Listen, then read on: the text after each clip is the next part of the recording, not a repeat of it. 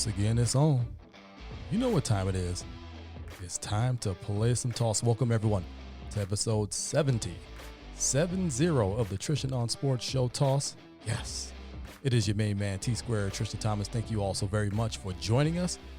This week, we're talking Bucks basketball. How did their road trip go? Started off great. Didn't end too well. What have I seen? The Packers. Somebody is now available on the market. Hometown guy. But pump your brakes if you think you're going to land him. And then the toss sweep, it's all NBA. And yeah, there's more grievances to air. But you all know how we get things started here on Toss. We get things started with the state of the state. And let's get started with those Milwaukee Bucks. How did their road trip go? They got off to a fantastic start. It was a 6-game road trip going out towards the west. Started off great. 3-0. I'm talking about how good they're starting to look on defense, and they're getting some guys plugged in there like Torrey Craig, who everybody's just been asking Mike Budenholzer to release and let him go and do his thing defensively and see what you can get out of him offensively. And it looked like they were coming together. It looked like things were starting to round into form. Until they didn't. They ended that road trip. And let's be very clear. Every single year, especially since I've been alive, and I've been watching Bucks games, attending Bucks games, and been around the Bucks team for a very, very long time. Very long time. 30 plus years. As long as I can remember, as long as I've been alive, there are two places that the Bucks have always had extreme difficulty winning in. Phoenix and Utah.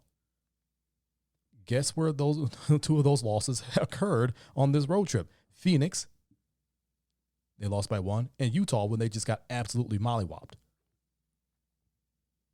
Now, the loss to OKC, where they were missing a bevy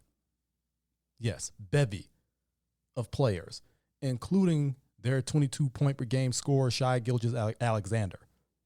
They were missing their leading scorer, a multitude of other players, and you still lose that game. Typically, that could be a loss that sends people over the edge.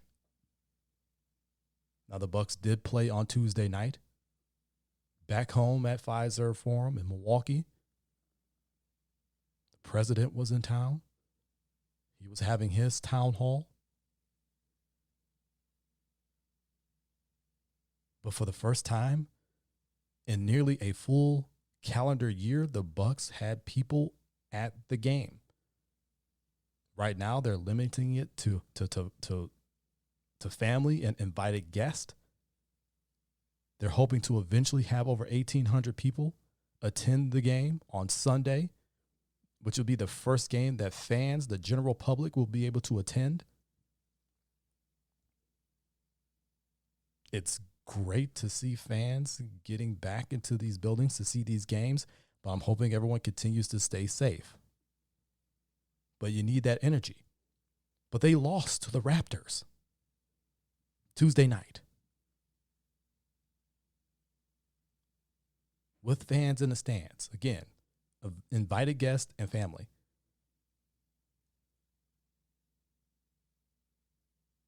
Now, I said that I'm not going to go into a deep dive until we hit 30 games. And I am really staying pat with that.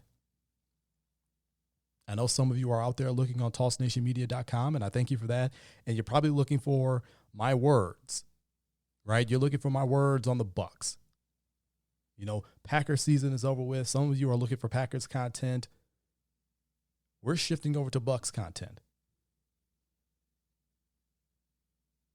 So a lot of people are walking over there or logging in and going over there, and they're looking for my words on the Bucks. How do I feel about the Bucks? What do I think is going on with the Bucks? If you're a listener here on Toss, and if you are all around the world, I thank you. Much love to you. Hope you're all staying safe. You know the rules. I said typically 25 games during a regular season, that is a normal regular season, which is 82 games, or in this case, 30 games. Not a full 82 game season. I said 25, 30 games, and I really was staying pat on 30, that we will be able to talk about the Bucks and do a real deep dive on what's going on. It's been 28 ball games. So by next week, you can see words that I have about the Bucks. On next week's Toss, I will go deep and do a deep dive on the Milwaukee Bucks. What's bothering me about them?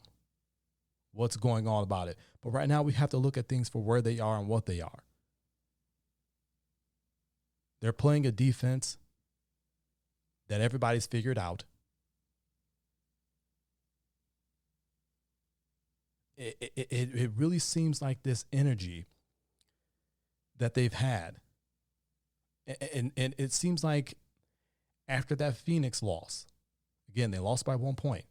After that, it seemed like they were playing last game of a long road trip type of energy. That's the type of energy they seemed to be displaying to me. And even in tonight's ball game against the Raptors, it seemed as if they did not quite have that juice, right? It just didn't seem like the energy was there. And again, the defense that they're playing didn't really help. Pat Connaughton went off.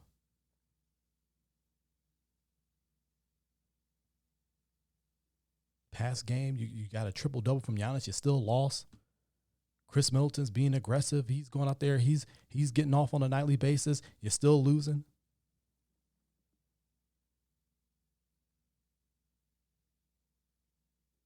It's one thing to say to go through adversity during a season is good. And, players like Giannis and players like Chris Middleton and players like Brook Lopez are all saying that. And I'm not going to go off and say that they're wrong. I mean, they're professional players. They're on the team. They know. But it's one thing to say, going through adversity is going to make us stronger. Well, how is it going to make you stronger? You're on a 4-game losing streak. And again, I'm trying not to go over the cliff on this. It's a 4-game losing streak in February. And it's still relatively early in the season. But then again, it's kind of not, because you're already a quarter of the way through the season. You're kind of well into it.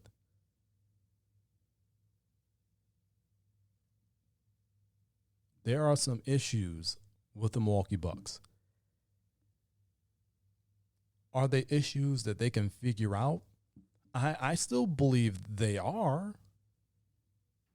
But are they issues that will burn them long term? I'm going to keep an eye out. Jury's still out on that. Again, I'm not going to go into a deep dive on these guys on this particular episode.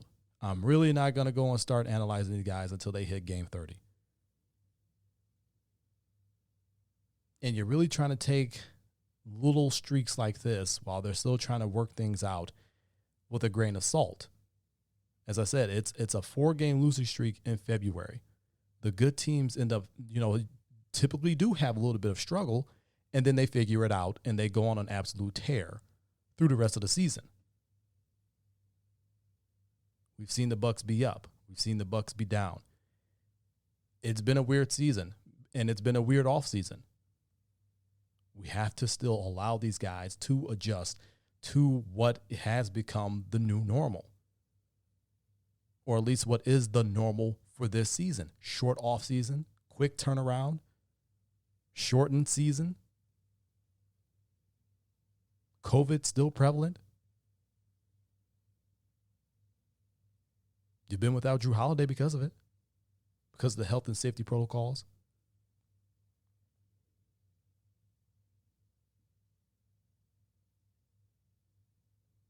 Bucks they still have work to do.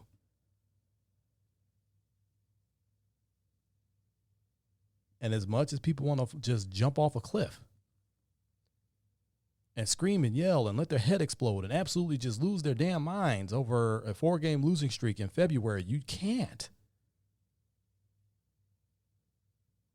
You have to look at everything for what it is. And what this team is currently is a team that is still trying to figure it out. They're still above 500. They're 16-12. They're still in the upper half of the Eastern Conference. I think they're about due for another hot streak, a much longer sustained hot streak. But they have some things to figure out. You still have to be patient with this Bucs squad. You have to be patient. It's still early. You're still learning each other. Huge roster overturn.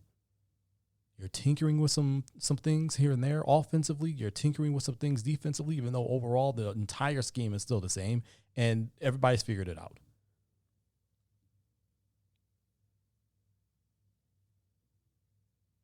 But they're still working on learning each other, growing with each other, gelling. This team has not truly gelled yet.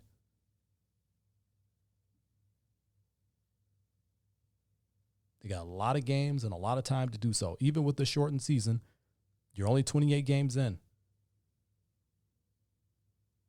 Folks, you have to be patient with this Bucs squad.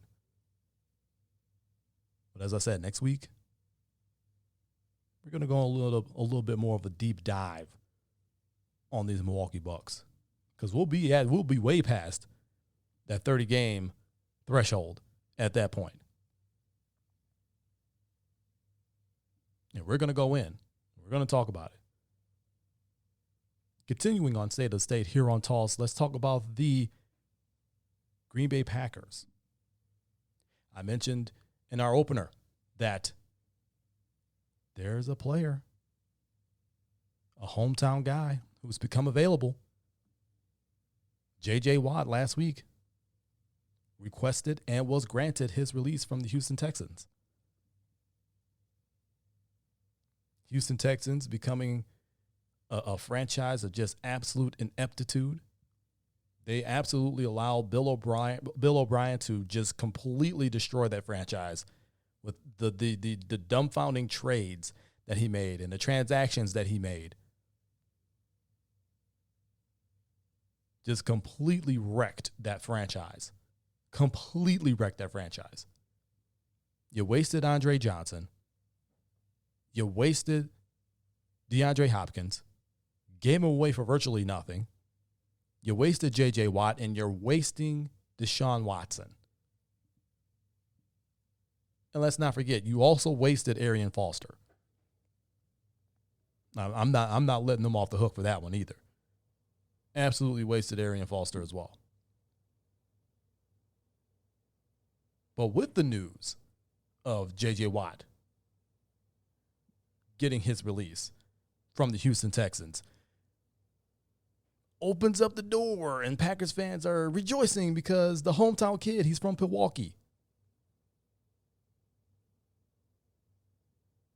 The hometown kid is available. Bring him home. Come home, JJ. And I told y'all to pump your brakes. Slow your roll.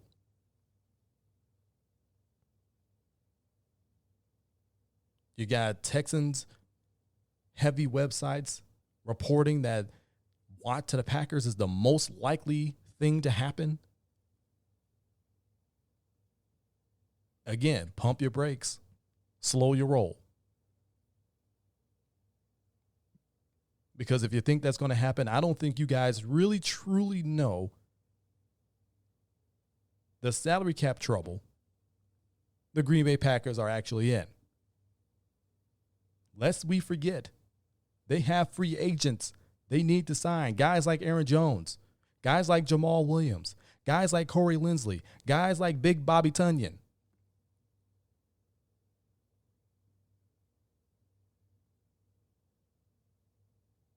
They just restructured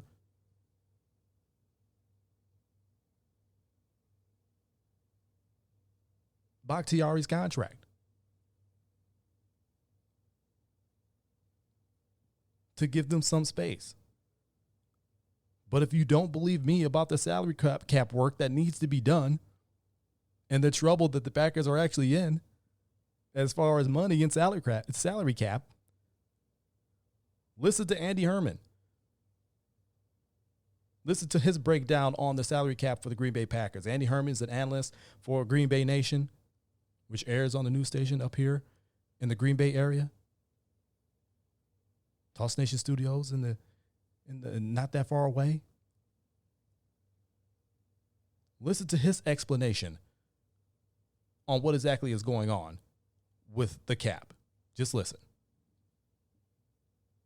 Hey friends, really quick exercise here just to show you exactly where Green Bay stands with the salary cap right now. What you're looking at is a spreadsheet of all of the Packers contracts in 2021. This includes Bobby Tonyan on a second round tender and all of their exclusive rights free agents back, but does not include any potential releases. It does not include any unrestricted free agents. It also doesn't include any restricted free agents outside of Bobby Tonyan at a second round tender. So what you're looking at is their roster hits for this upcoming season.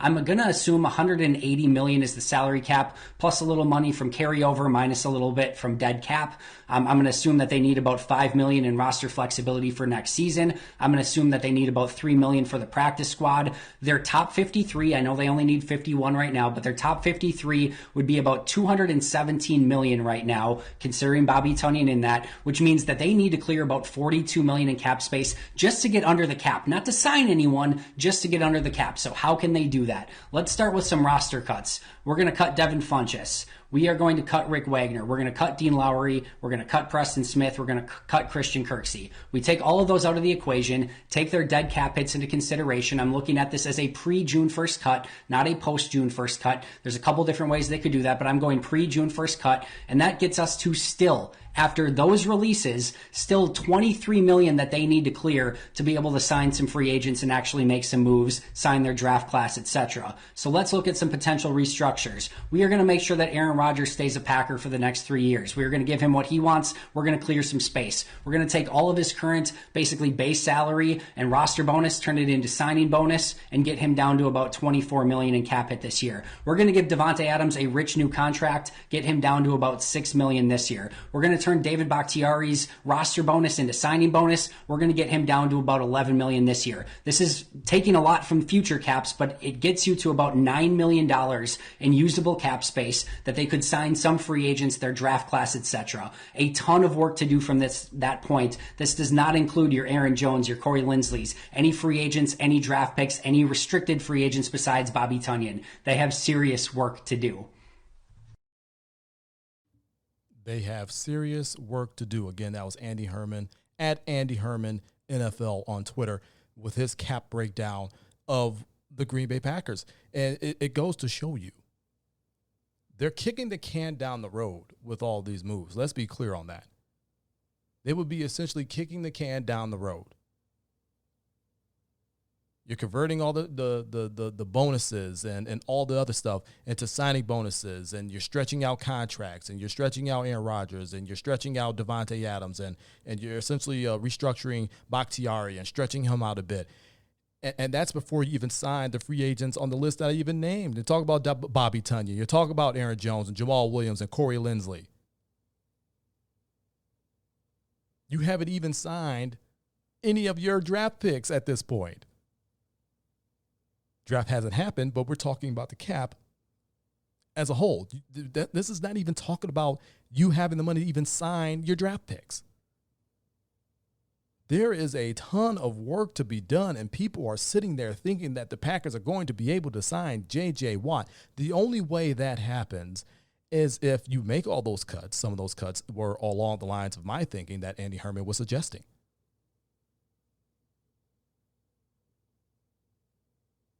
There are going to be some really difficult decisions to make on this roster. You ain't going to sign everybody. You ain't signing everybody. Do not be surprised if Aaron Jones walks. Do not be surprised if Jamal Williams walks. Do not be surprised if you find out that you're extremely cash strapped and you cannot sign a J.J. Watt. Now, I'm not sitting here opining for J.J. Watt. Let's make that clear. I am okay if they sign him. I am okay if they don't. If you can sign him, great. You're giving this defense another pass rusher that opposing offenses have to pay attention to. That is going to free up a lot of guys, a Rashawn Gary. That's going to free up Zadarius Smith even more. That's going to free up Kenny Clark even more. It's going to free up some guys. It's going to make that pass rush more potent. It's going to make you a tougher defense if you put Watt in the right situations. Now, he's 32. He's gone through a litany of injuries. Can he stay healthy? We all know the guy's a workout warrior. We all know the guy is a future Hall of Famer for his abilities on that field defensively. But what can he give you at age 32 coming off of multiple serious injuries? I think what he can add is very, very good if you put him in the right situations. And with the new defensive coordinator, Joe Barry, who knows what those situations will be. If it is true and they want to run Fangio's system, Vic Fangio, Denver Broncos head coach, then it could be advantageous to him. But we'll see what Joe Barry brings to the table.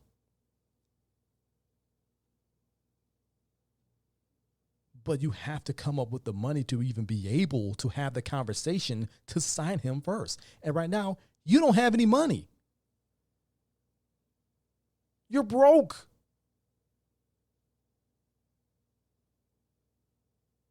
You can't field the team. You can't field the team because you're so far over the cap. It is a dire cap situation. And it is why so many people right now are putting pressure. Well, you know what? Pressure may be the wrong word. They're putting their feeling out there, and it's a groundswell of feeling that they need to go all in. This is the year. Go all in. This is the year. You got to go all in. This is the Super Bowl or bust year. You got to go all in. You got to get every available player out there, every available name that's out there, and you got to get them on this team and get them on minimal deals, and you just got to go for it. You got to go all in.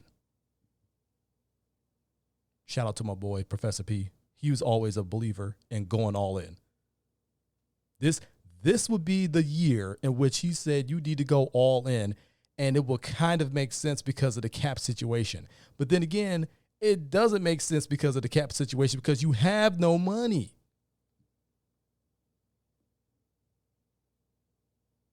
If you could find a bunch of guys on minimal deals and you could get that done and they make an impact in those areas of need, then by all means. If you can restructure contracts and be able to get underneath the cap and be able to sign your draft picks and maybe re-sign Lindsley, I think he's a priority on that line.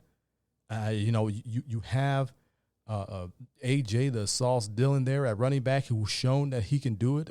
Can he be a 3-down back? We don't know. He hasn't really been in that situation. He had that one great game against the Titans, but he's really been in that rotation ever since. Not really the 3-down back, but can he do it? I think he could. But Aaron Jones is dynamic. What Jamal Williams brings to the table as a part of that rotation is very, very good.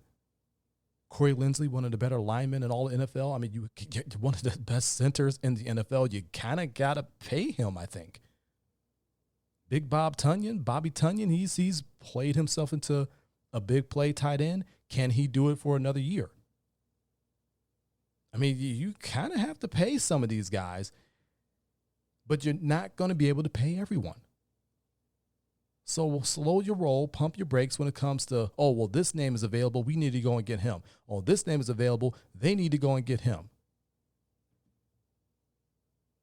You can't get jack squat when you don't have any money. Period.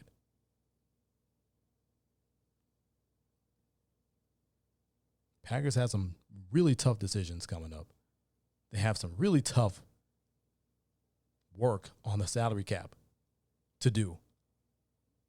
And this isn't like, oh, well, we'll get to it when we get to it. We're still, we'll still be underneath the cap when we sign up. No, you're not even under the cap now. This is work that's going to have to be done. So it's going to be interesting to see what exactly they do. Because it's got to be done. And some tough decisions are going to be made. You ain't signing everybody. And that's the state of the state. The Bucks come back home from a 3-3 road trip to lose to the Toronto Raptors, who are making their home base in Florida because of coronavirus. Either way it goes, you're on a 4-game losing streak. You're 16-12. It's early. You're still learning, but there are issues. And the Green Bay Packers, I know Packers fans are having dreams of J.J. Watt being in green and gold, but you may not even be able to sign your own damn players because you don't have enough green to keep the gold. I think it's time for us to go ahead and run the toss sweep.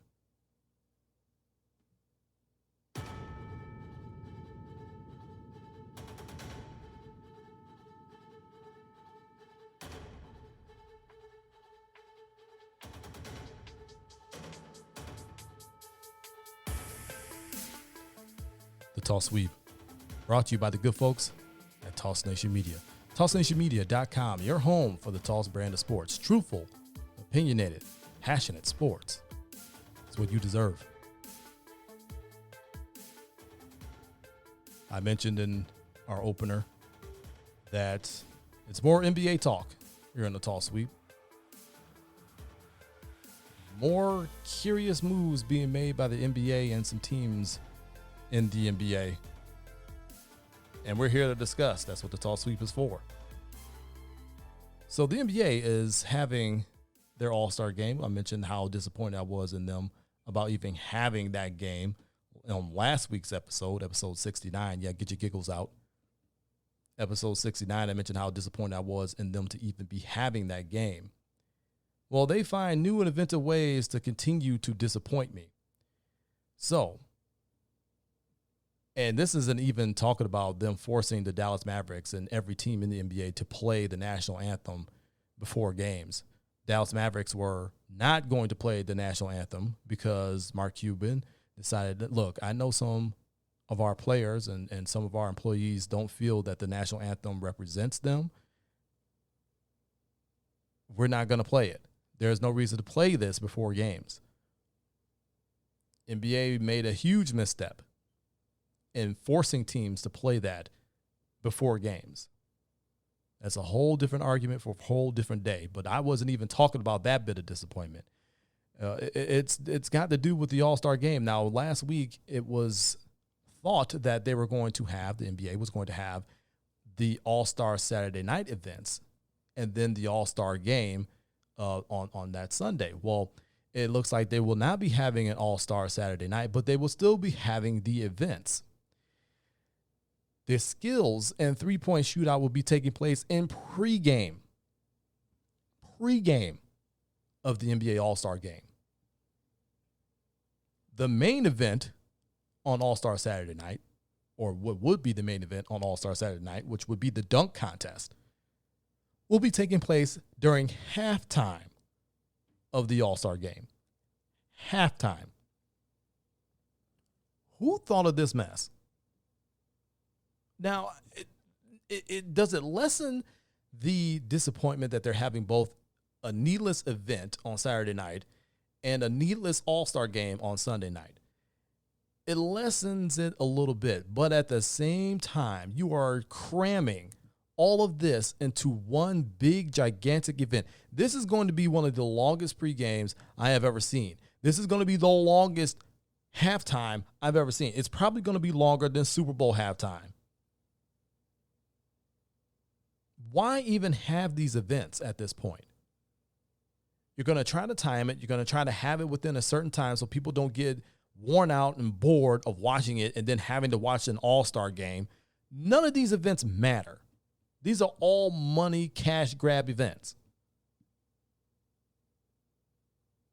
That is the only reason why the NBA is having these events. This season does not warrant an all-star game. If other sports have not had their all-star game, you're talking the MLB, MLB, not the MLB. You talk about MLB.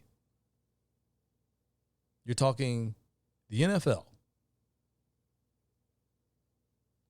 not having their all-star game events, just naming their all-stars, all the rights that come along with that. If they have clauses in their contract that, hey, if you become an all-star, you get X amount of dollars, those will be honored. You'll be named an all-star. You get the all-star memorabilia, the jersey and all that. You just won't play in the game because we will not have the game. It is pointless to do so. It is a pointless risk to have all these people be here to have this pointless game that doesn't count on the records. You could have just done it that way. You could have just done it that way. But instead, you're having a pointless game and you're cramming in pointless events, putting everyone at risk for a cash grab. So does it soften the blow that you're not having the event on a separate day? Yeah, a tiny smidge. But all this is still atrocious. It's all still bad. Talking about bad.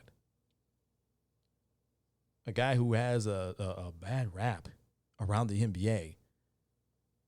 And some of it brought on by himself, but some of it is very unwarranted.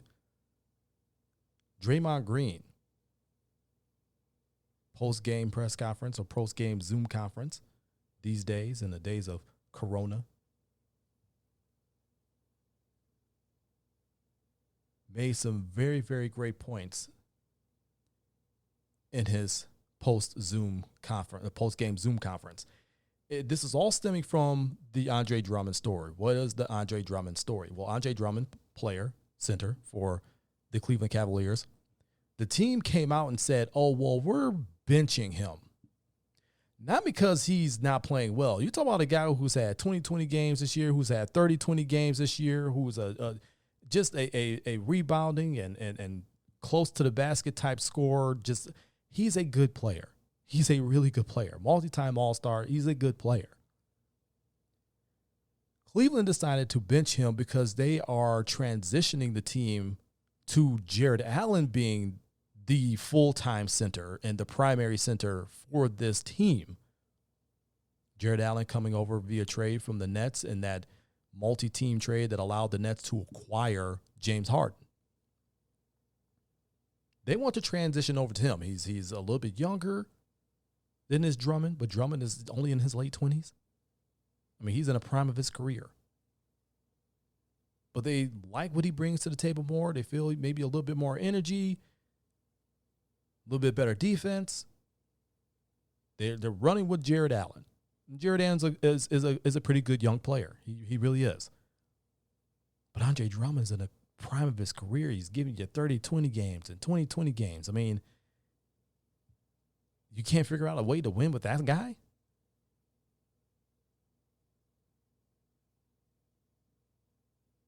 But Cleveland, the Cleveland Brass pretty much came out and said, we're benching him because we're working on finding a trade for him.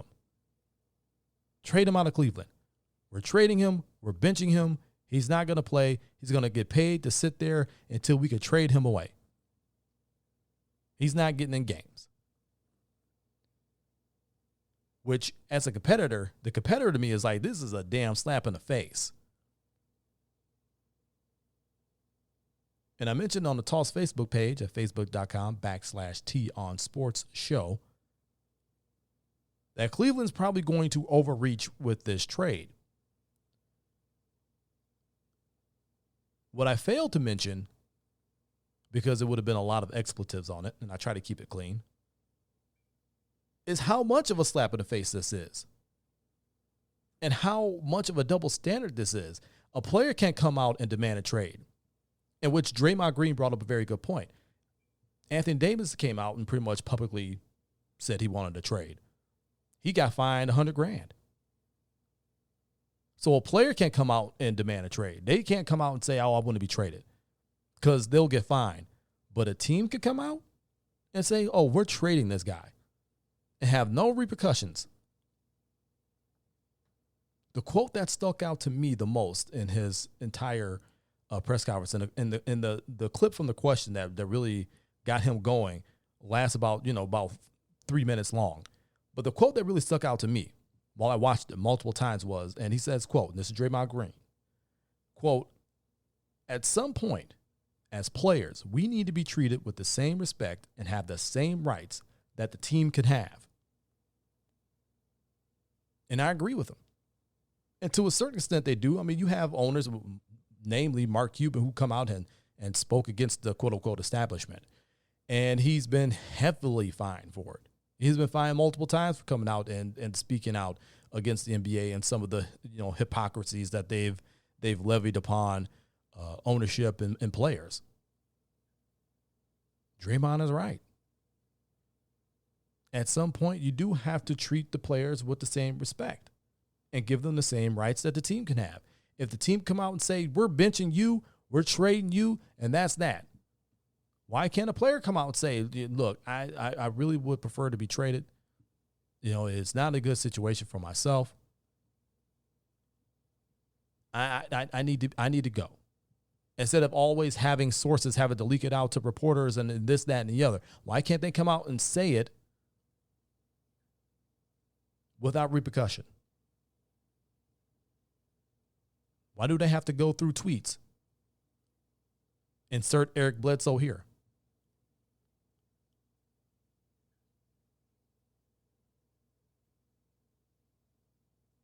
The NBA, for as forward-thinking as they are and as much of a leader as they have been in certain spaces,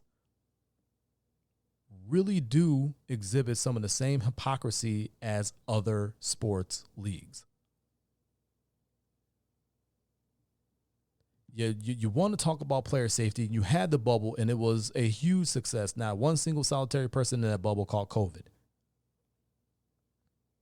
Proved a lot of people wrong, including myself. I thought for sure somebody was going to get it, and nobody did. Now you're outside the bubble, and multiple people are catching this. And you still want to cram people in and have an all-star game. An unnecessary all-star game with the events of All-Star Saturday Night crammed into it. But you want to tout safety. And you pull in players like Kevin Durant out during the game because of his close contact with somebody, and you had a test that was negative, then positive, but it was an inconclusive positive, and then he comes back to the bench thinking he come back in, and then, oh, oops, it's a confirmed positive. Like, come on. Are you in or are you out? Are you going to be straight with me or are you not going to be straight with me? Are we equal partners? Or y'all trying to assert your rule over me? And that's basically what Draymond Green was saying. And he made a lot of great points. A lot of great points. The NBA needs to be very, very careful. Like I said, they've been leaders in certain spots. But in a lot of spots, they need a lot of work. From the anthem, from allowing players to speak out the same way that teams can. For as forward thinking as they are, they still got a lot of work to do. Well, y'all, that'll do it for me. It's episode 70 of the Tristain Sports Show. TossNationMedia.com, your home for the Toss brand of sports. Truthful, opinionated, passionate sports is what you deserve. Facebook.com/Ton Sports Show. That's TON Sports Show, your home for the Tristain Sports Show on Facebook. Talk about a lot of things there that we don't get a chance to touch on during the show. So go over here and check that out. Give us a follow. Speaking of follow me on social media. at the20double on Instagram and Twitter. At the number 2, the number 0, and the word double, Instagram and Twitter. Follow me there. But as I said before, it's time for me to get on up out of here. This is T Squared, Tristan Thomas, reminding all of you to keep it moving forward. Always forward. Forward always. Until next week, so long from Toss.